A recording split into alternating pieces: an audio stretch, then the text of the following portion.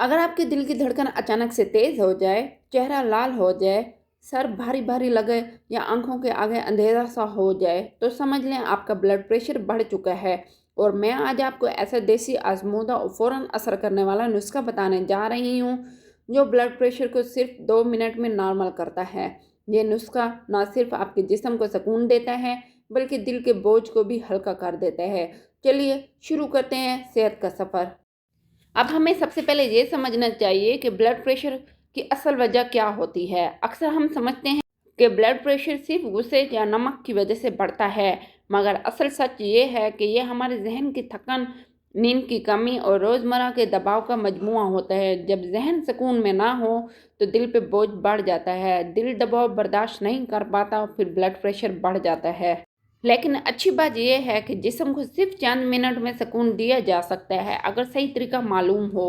अब मैं आपको फौरी तौर पे घरेलू नुस्खे जो कि हमने तेल के साथ इस्तेमाल करने हैं, और वो उसके इस्तेमाल करने से हमारा बीपी बहुत ही जल्दी नॉर्मल हो जाएगा। और सबसे पहले है जैतून का तेल और लहसुन का जादू।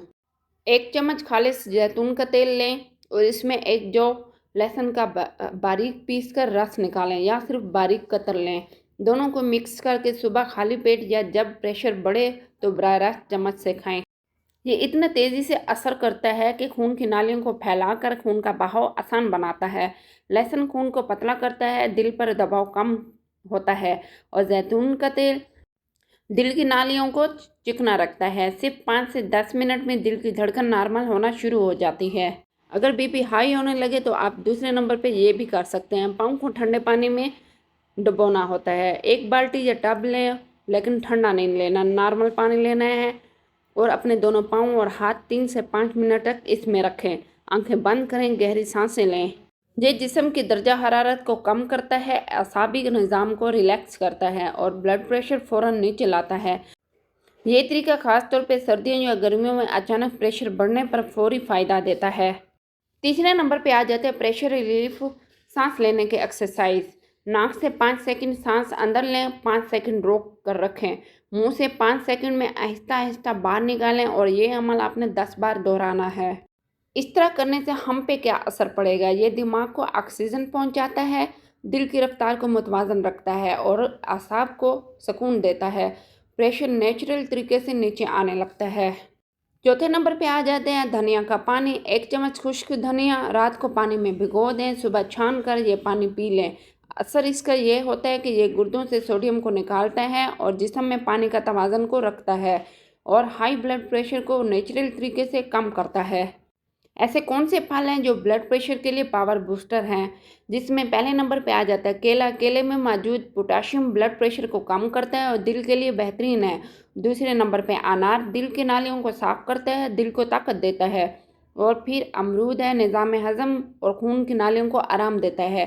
तरबूज पानी की कमी को पूरी करता है और जिस्म को ठंडक देता है। सेब कोलेस्ट्रॉल लेवल को कम करके दिल पर दबाव कम करता है। पपीता खून की सफाई करता है और हाजमा दुरुस्त करता है। और जिन फलों से हमें परहेज करना चाहिए, अंगूर, आम और खजूर, ज़्यादा मिकदार में नहीं लेना चाहिए।